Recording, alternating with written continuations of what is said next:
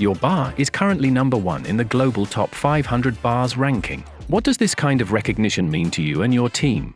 Yeah, winning #1 of the top 500 bars was, it took a while to let that sink in, but it was just amazing, from a bar from Scotland, the team just showing how well they work, but also Panda and Sons being 12 years old, it shows, you don't have to be a shiny new toy as long as you're being consistent, keep pushing and doing what you believe in, you get the recognition. So it was amazing, it was good. Do you think this will change the atmosphere in the bar, or will Panda and Sons stay the same hidden vintage barbershop behind the shop front? Yeah, we will still stay the same in terms of our feel of the bar.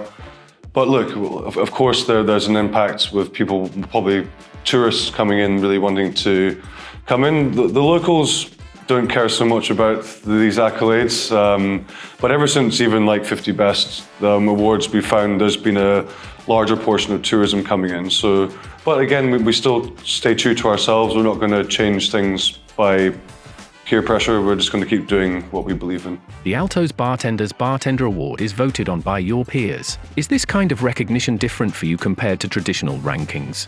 Yeah, I think winning the Alto's Bartender's Bartender Awards 50 Best last year was great because, as I said, it's peer voted. So from my other respected bartenders from around the world. So that one meant a lot because I always believe bartenders really understand what a bartender is because we know each other's jobs better than anyone. So that meant a lot to me because there's so many good candidates out there. To be chosen again from Scotland was a very proud thing. Do awards create pressure to keep innovating, or do they motivate you to simply continue doing what you do?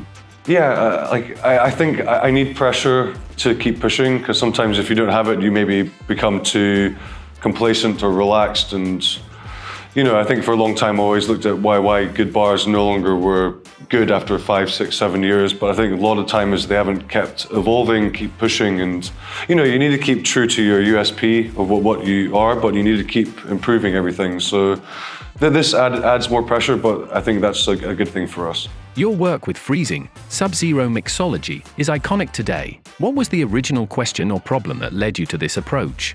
Actually, it was for our second bar, Hoot the Redeemer, that's no longer there. We closed that in January, but back in 2014, I had a lucid dream, and the dream was of the film Big with Tom Hanks, and one part of the film was, ice cream. So I wanted to make cocktail ice cream. And I know I could look at YouTube videos. There wasn't ChatGPT then, so, Google search.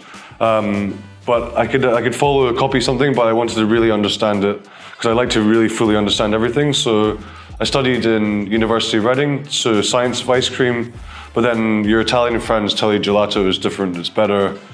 And I was very naive back then. I was like, okay. So then actually I checked and there was a gelato university in Bologna, Italy. So I studied there. But both of them, I thought it'd be very fun, like making ice cream from the first minute. But actually there was a lot of classroom environment science behind freezing. It's not just to freeze things, there's flavor process, marrying process. And from a bartender's brain, I suddenly realized there's more we could do as bartenders with freezing for flavor.